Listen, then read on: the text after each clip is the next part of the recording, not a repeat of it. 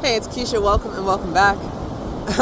For the girl who hasn't posted regular content in a long time, that you might get 2 videos from me in one day. It seems like, well, who is she? What's going on?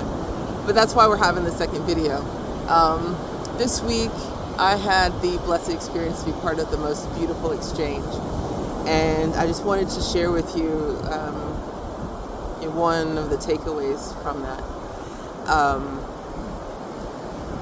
So I was reading a post on Instagram. I'm also part of the beauty community, right? And makeup setting spray has never been something I'm interested in. I think I tried it once. I bought one of the Gerard Cosmetics setting sprays back in 2016 when Gerard Cosmetics was all the rage, and she was coming out with so many setting sprays with these different scents.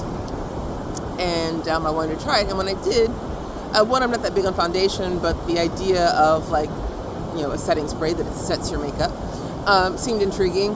And I remember trying it, and it just made my face and skin look oily or shiny.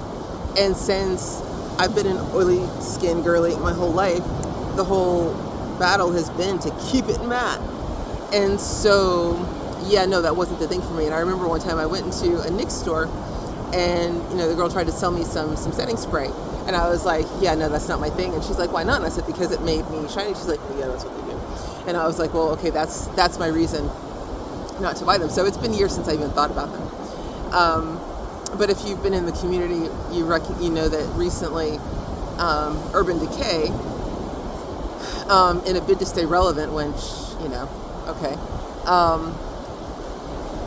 has decided that their hero product that helped make them the brand that was big enough to be bought by Estee Lauder and worthy of note, their hero product, their setting spray, actually manufactured by Scandinavia, a smaller smaller company, they trashed that relationship and started making it in-house.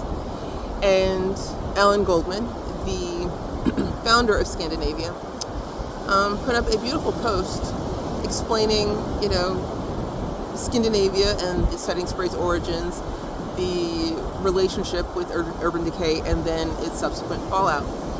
And not only was his explanation so eloquent and filled with grace and class, it showed me that there are indeed business people who operate from a foundation of integrity.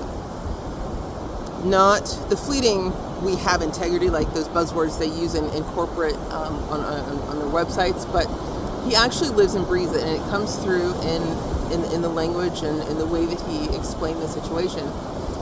And reading this on Instagram, I made a post that, it's like, I don't, listen, like after reading this and seeing the true heart and the goodness of Alan's character, and that he's a true leader, and by leader I mean servant, because he's serving a bigger cause than just his brand, but he's taking care of his people and the community that he's helped build.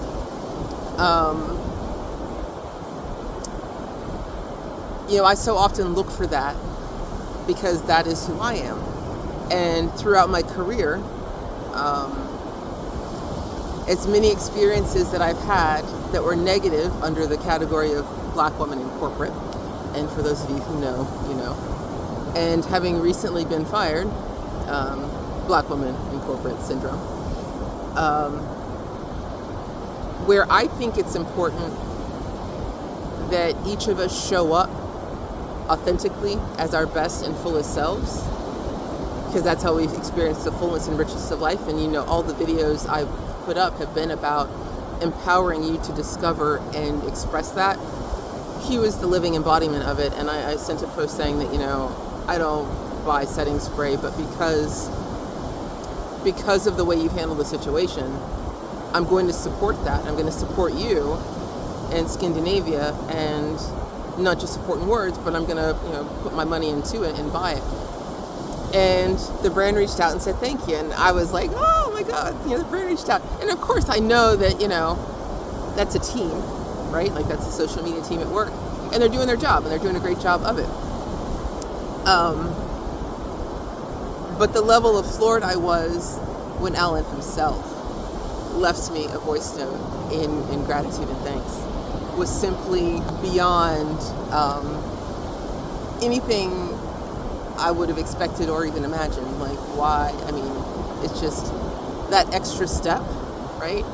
Not many people do that. And again, that speaks to, you know, his character. And we had this lovely exchange that culminated in him sending me a bottle of the setting spray. And I mentioned, you know, when I sent my address, that I had oily skin. And one of the things he said to me when he was like offering to send it was that it would generate good karma for my job search. And when I got it in the mail the next day, it was the bridal setting spray. And I was like, for the first like half a second, I was like, but I have oily skin. And then I was like, wait a minute. Does he know something I don't know? Is there something bigger that I'm not thinking about? I mean, I've been single for a really long time, and that's such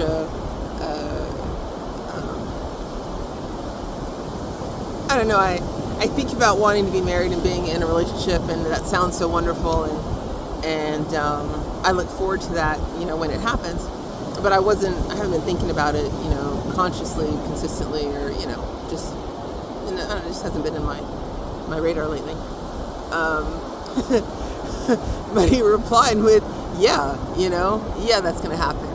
And I've just been kind of in awe about the whole exchange. And, you know, aside from the beauty of meeting another person who is living the integrity that I've always aspired to, it reminds me that when you stand for something, the crowd of people who can be around your energy and not be threatened becomes smaller and smaller. And the more you stand in your energy and power, the stronger your energy and power becomes. And with that, the misunderstanding of those who haven't developed themselves and who are threatened by such an immense light walking through their spaces. And oftentimes what I have seen in my life has been, I walk through as a mirror, and it's not about exposing anyone, it's simply reflecting back what I'm being shown. And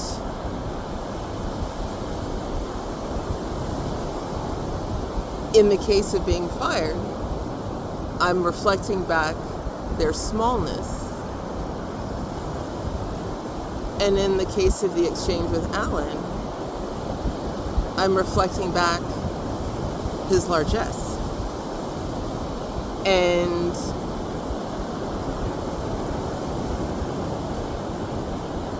that's an immense weight. And I will tell you that there are times when I want to buckle under it. And it feels very lonely. And I think anybody who's kind of, you know, walked the spiritual path of the head to the heart, while there are many who may join you on the journey, the path you walk is still yours alone and singular. But I just want to tell you that if you stay true to it, you will find your people. You will have these moments of closeness and interaction that if you're present with them in that moment is enough, and it gives you the light and the power to continue walking until you meet the next one. And my hope is that for those of us who are on this journey, that we meet not only individual souls that cross our path, but at some point we come across our collective. And that's been my hope with these videos, that we create this community, that we find our collective and our tribe. And the message that I really want to share with you today is just stay true, stay firm, and stay focused, because they do exist. We are out here and we're just waiting to meet up. So yeah, all good things ahead, whether it's a job or whether it's marriage. Oh my God, the possibilities. So yeah, my heart is overwhelmed with gratitude and love, and finally again faith, because it's been a long road, and I'm so glad that you were on it with me, and I am here for you. So there we are. All right, my good people.